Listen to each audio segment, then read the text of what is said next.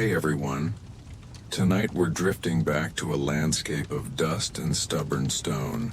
Settle in, dim the lights, maybe let the cat decide whose lap is warmer. We're heading to northern China, a place of endless wind and a project that, like most large government projects, started with a plan and quickly became a centuries-long argument. Yes, we're talking about the Great Wall. Not one neat ribbon of masonry, but an unruly family of walls. Ditches, watchtowers, and wishful thinking, stretched across mountains like someone trying to hem the sky. Let's begin slowly, because that's how the wall itself began. The earliest bits were less about grandeur and more about survival. Back in the 7th century BCE, small kingdoms, Zhao, Yan, and Qin among them, decided that piles of packed earth were a good way to keep out unfriendly neighbors. It wasn't about keeping everyone out, just the ones who had a habit of riding in uninvited and leaving with the good livestock. Naturally, the walls were modest. Tamped earth, a few wooden gates, and the hopeful notion that nomads would see a mound of dirt and think, "Ah, best not." Centuries drifted by. China's warring states period rolled on like an extended family reunion that never ends because no one will agree on where to eat. Each state added to its own barrier, and in classic fashion, they didn't match. Different heights, different directions. Imagine a giant patchwork quilt sewn by people who didn't speak to each other. Still, it was something. A quiet promise that someone, somewhere, was at least pretending to be organized. Then came Qin Shi Huang, the man who decided that emperor sounded better than king, and acted accordingly. Around 221 BCE, after uniting the fractious states, he looked at all those disconnected walls and thought, naturally, that they should become one very long, very imperial statement piece. He was not the sort to let geography or human exhaustion get in his way. Under his rule, hundreds of thousands of laborers, farmers, soldiers, convicts, and anyone else unlucky enough to be drafted were sent north. They hauled earth and stone through blistering summers and cutting winters. It was less a single construction project than a slow-motion migration of misery. The early Qin wall was mainly rammed earth, which sounds sturdy until you remember rain exists. But the emperor's goal was less about eternity and more about immediate deterrence. He wanted a frontier line against the Xiongnu nomads who, in a plot twist no one saw coming, simply found other routes. Walls, as it turns out, are excellent at keeping out people who wanted to be kept out. Everyone else can usually improvise. When the Qin dynasty collapsed in the usual haze of rebellions and bad luck, the wall fell into partial ruin. But the idea of it lingered, like a half-remembered tune. Successive dynasties tinkered with it. The Han dynasty extended certain sections westward toward the Gobi Desert, hoping to shield the Silk Road trade. Merchants carried silk, spices, and the occasional rumor, while garrisons along the wall carried boredom and mild frostbite. Watchtowers dotted the ridges, their fires ready to signal trouble. It must have been lonely. Endless sky, biting wind, and the sense that any signal you sent might arrive just after the enemy did. Let's drift forward to the Tang dynasty. By then, relations with nomadic neighbors were warmer, or at least less icy, so the wall saw less action. Some sections quietly crumbled back into hills. Goats grazed where soldiers once stood. A structure meant to scream authority instead whispered forgotten and half-buried. But walls, like fashion trends, have a way of returning. Centuries later, during the Ming dynasty, The threat of Mongol raids brought the Great Wall back into vogue. Starting in the late 14th century, emperors poured resources into rebuilding and fortifying. This is the version that most travelers photograph today. Stone blocks, brick battlements, and dramatic curves over mountains like a stone dragon that had a few too many snacks. The Ming took defense seriously. They used stronger mortar, lime mixed with glutinous rice because apparently dinner and construction could share ingredients. Tens of thousands of workers labored over decades. Soldiers, peasants, and prisoners all contributed, though contributed is a polite word for what was often forced labor. The human cost was enormous. Legends say the dead were buried within the wall itself, though historians debate this.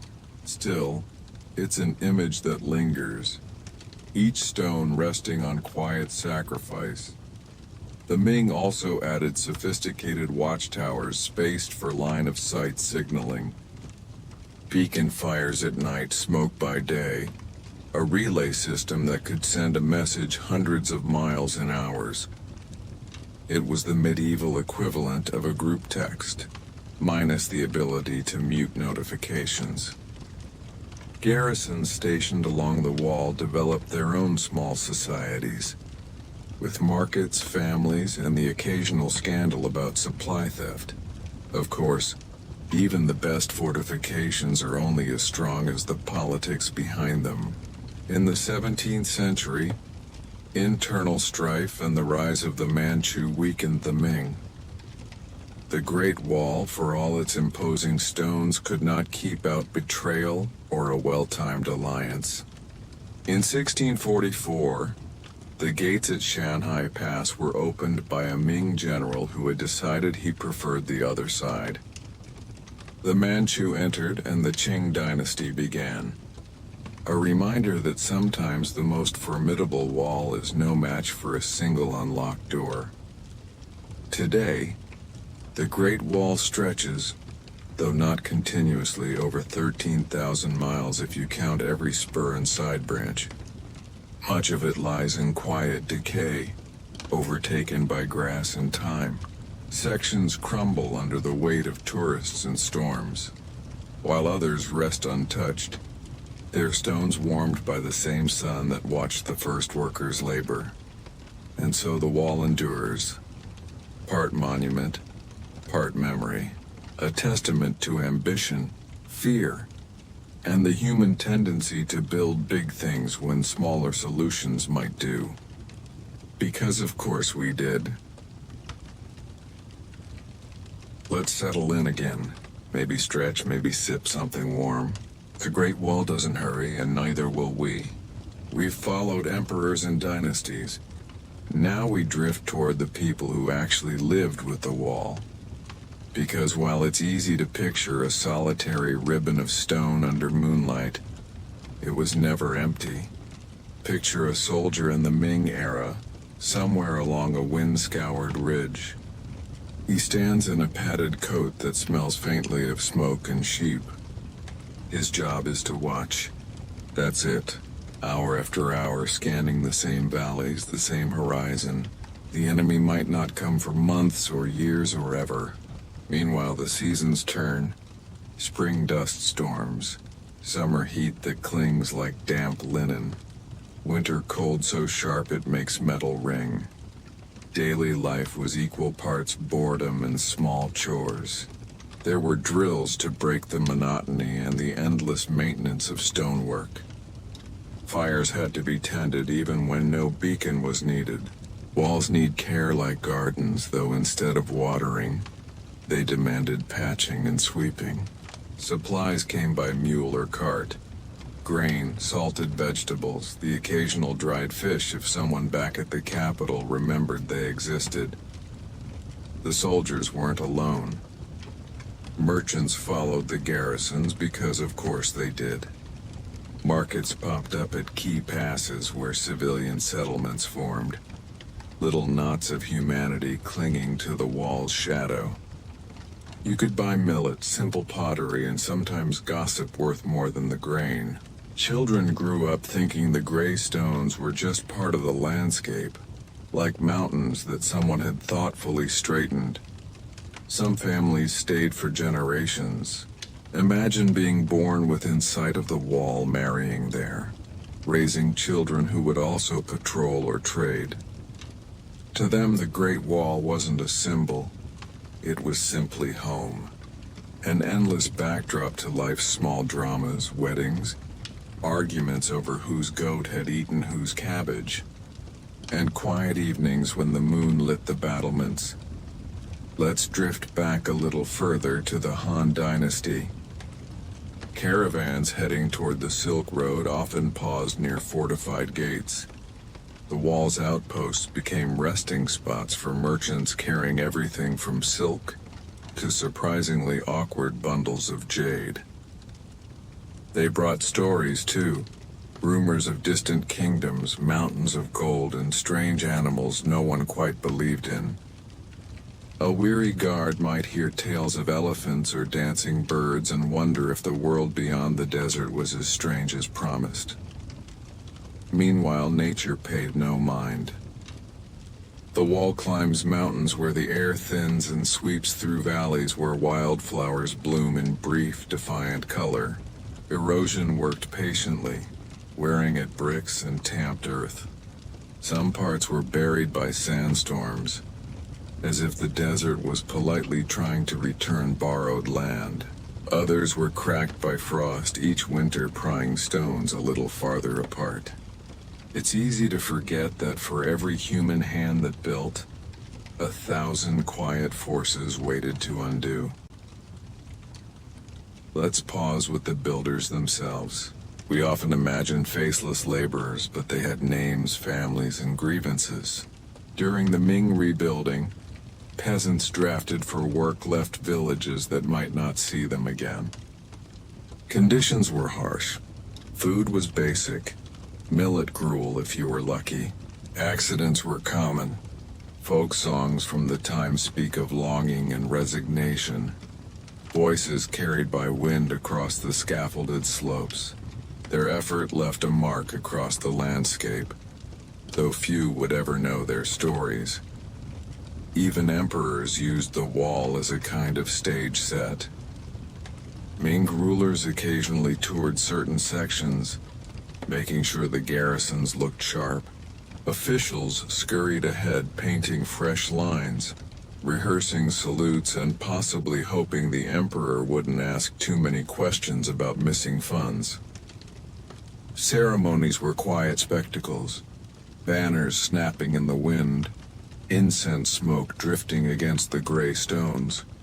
For the emperor, it was proof of power. For the soldiers, probably just another day of standing still in armor that pinched. Now consider the travelers who saw the wall with fresh eyes. Centuries later, foreign envoys and curious scholars arrived, sketchbooks in hand. Some described it as a wonder of the world. Others, with gentle disappointment, noted the cracks and weeds. One Qing-era poet wrote that the wall was like an old dragon asleep, dreaming of battles long finished. A fair description, given its age and occasional tendency to collapse in places. Legends inevitably gathered. The most famous is the story of Meng, whose husband was conscripted to work on the wall. He died from exhaustion, and her grief was so profound that her wailing caused a section of the wall to collapse, revealing his body. A tale of love and loss retold in countless operas and ballads. It may not be historically precise, but it speaks to the human cost more clearly than any ledger of supplies. As centuries passed, sections of the wall slipped quietly into irrelevance. The Qing dynasty, once it ruled over the steppe itself, found little need for massive barriers. Funding dwindled, watchtowers emptied, grass and shrubs claimed the stones. Yet villagers nearby still quarried the bricks for houses, a practical recycling effort that would horrify preservationists today. By the 19th century, Western visitors described a wall both magnificent and melancholy. Travelers noted goats wandering across parapets and local farmers planting crops in the shadow of collapsed towers. It was still long, achingly long, but less a fortress and more a reminder of ambitions that had outlasted their purpose. Now the wall is many things at once. A tourist magnet, a symbol of China's endurance, and a surprisingly effective workout for anyone attempting the steeper climbs. Modern conservation teams debate how much to restore and how much to let be. After all, a perfectly rebuilt wall is no longer quite the same story. There's quiet dignity in those weathered stones, shaped by time as much as by human hands. So when you picture the Great Wall tonight, think beyond emperors and armies. Imagine a soldier stifling a yawn at dawn, a merchant warming tea over a tiny brazier, a child tracing tiny fingers along a cold brick. The wall is not just stone. It's the memory of every life that brushed against it, each as temporary as the wind that still whistles through its gaps. Settle back again. Maybe the room is darker now, the world outside a little softer. The Great Wall asks for patience, so we'll keep drifting at its pace. We followed soldiers and merchants. Now we linger with the centuries that came after, when the wall became less a fortress and more a companion to the landscape. By the late Qing era, the empire had grown far beyond the wall's northern edges. Frontiers shifted, politics twisted, and the need for a monumental barrier faded. The wall, once a proud statement of vigilance, turned into something more like a polite afterthought. Officials debated repairs, but budgets preferred other priorities. Railways, arsenals, the endless paperwork of a faltering state. Naturally, neglect had the final vote, yet the wall did not disappear. Villagers still lived in its shadow. Some dismantled nearby sections for building material, the way one might borrow a stone from a forgotten garden path. A gray brick from the Ming dynasty made a perfectly fine foundation for a courtyard wall, or the base of a cooking stove. To those families, it was practical recycling. To later historians, it was heartbreak with a trowel. Travelers from abroad began to notice. European missionaries, merchants, and early photographers arrived with curiosity and a faint air of superiority. Their sketches show windswept towers and goats perched where archers once stood. They wrote of grandeur, yes, but also of weeds, cracked mortar, and local children who treated the wall as an everyday playground. One visitor described it as a monument both eternal and cheerfully ignored, which feels about right. As the 20th century opened, China shifted rapidly. Wars, revolutions, new governments, each left the wall mostly alone, which was perhaps the kindest thing they could have done. During the Republican era and the upheavals that followed, the wall simply watched. Armies marched near it, sometimes over it, but it was rarely the focus. A relic too massive to move, too old to command attention, it became a silent witness to modern change. Local legends never stopped.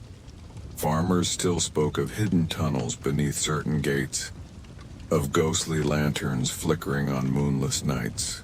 Some stories claimed that if you walked the wall alone at midnight, you could hear the voices of ancient soldiers calling warnings.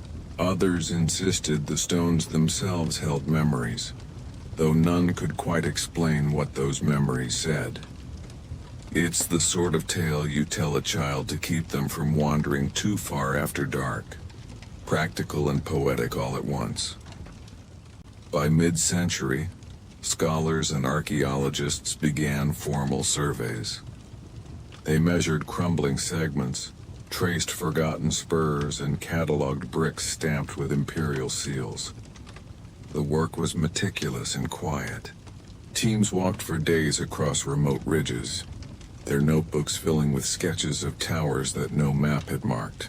Some sections were little more than low mounds, but the surveyors treated each as if it were a palace. Patience became a kind of respect. Then came the era of preservation. In the late 20th century, as tourism blossomed, the Chinese government recognized the wall's symbolic power. Restoration projects began, focusing first on the easily reached sections near Beijing, Badaling, Mutianyu, where buses could arrive and cameras could click. Workers rebuilt battlements and cleaned stonework, creating the version most visitors see today. It is impressive, certainly, though some historians sigh at the smoothness missing the wild, weathered edges that time had so carefully carved. Farther out, the untamed stretches remain.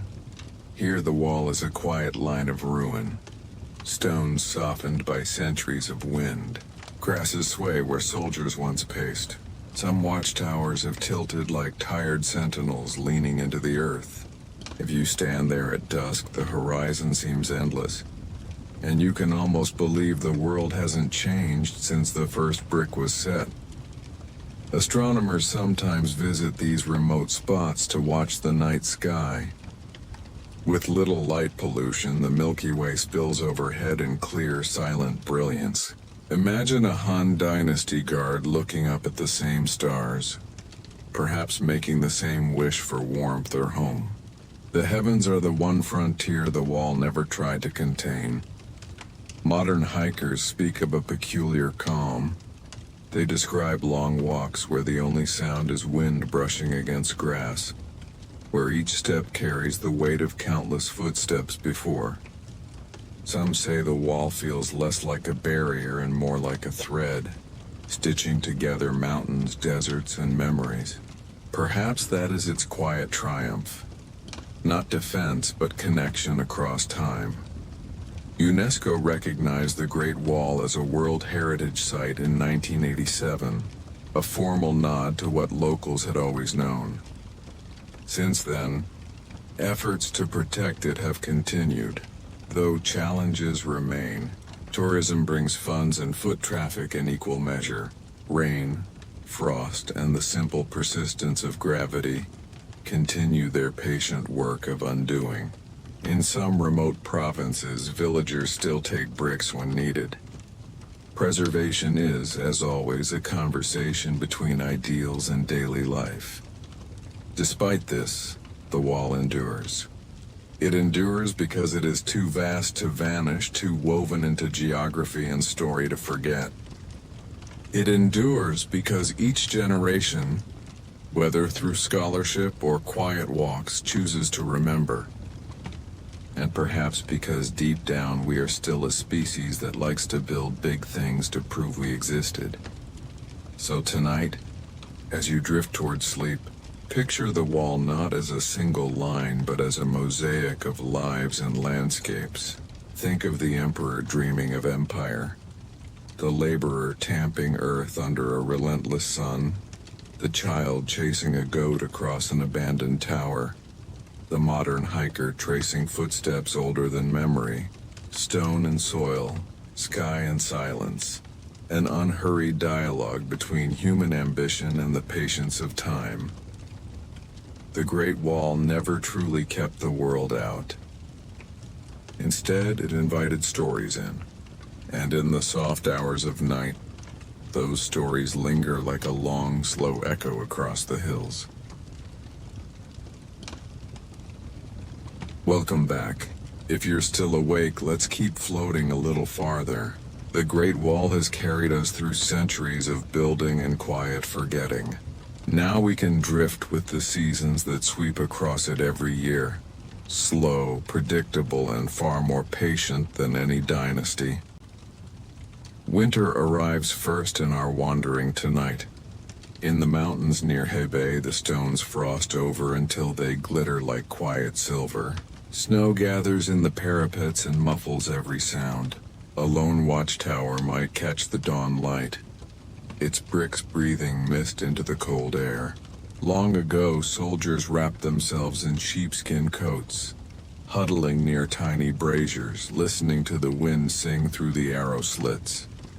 It was the kind of cold that makes metal bite and thoughts slow.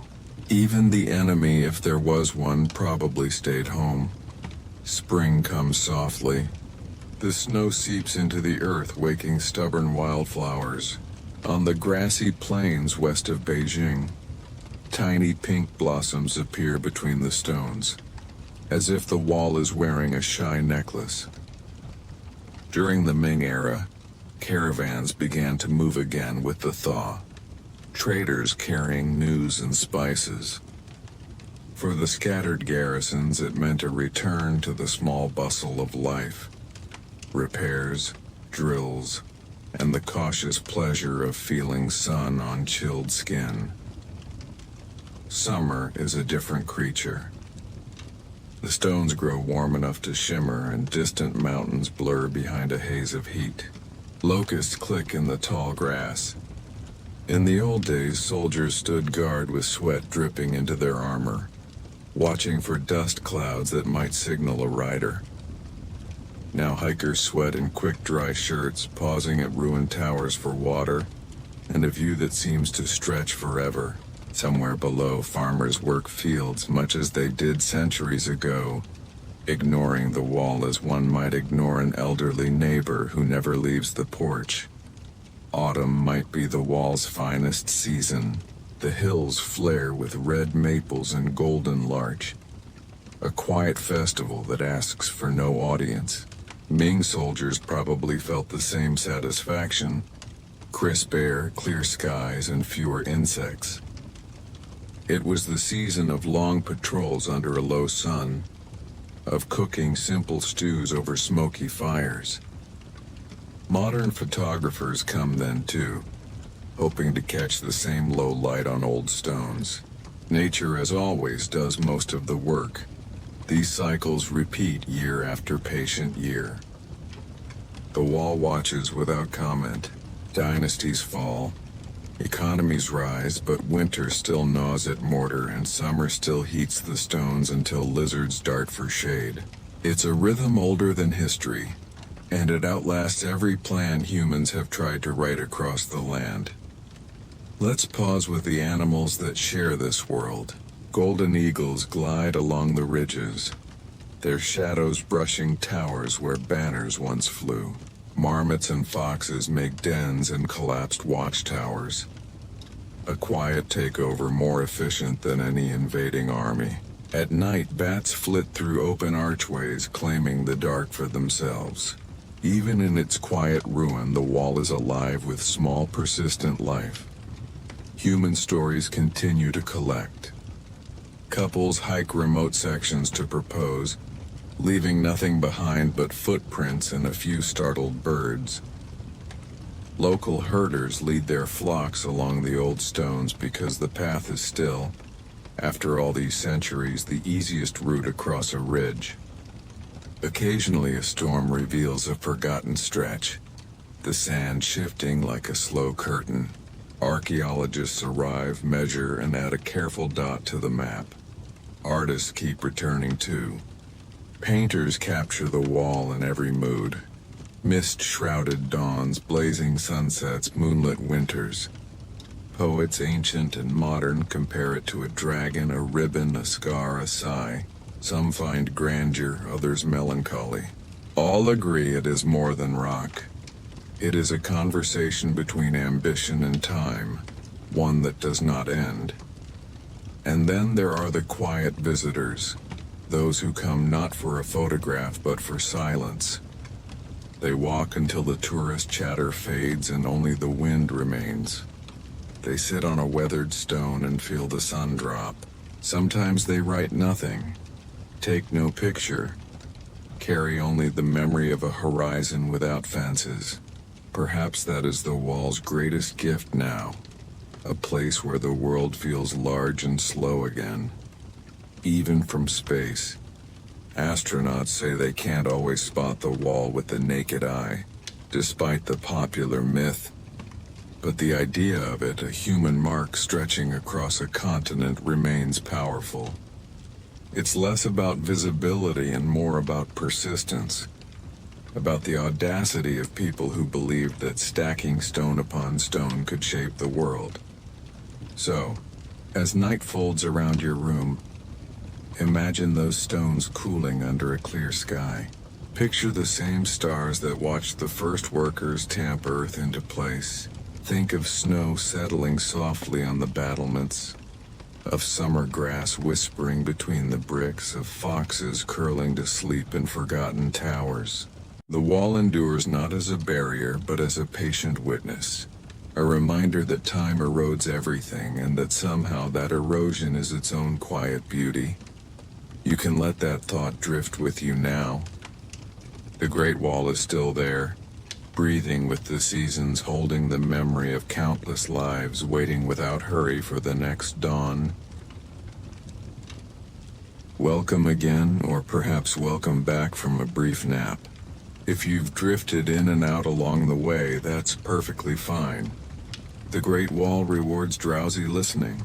Now for our final stretch, let's wander past stones and seasons and into the quieter question the wall keeps asking. Why build something you know will crumble? Humans have a habit of stacking things.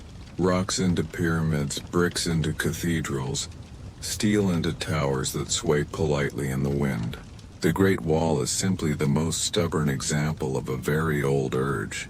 It started as defense, yes, but behind the military logic sits something softer.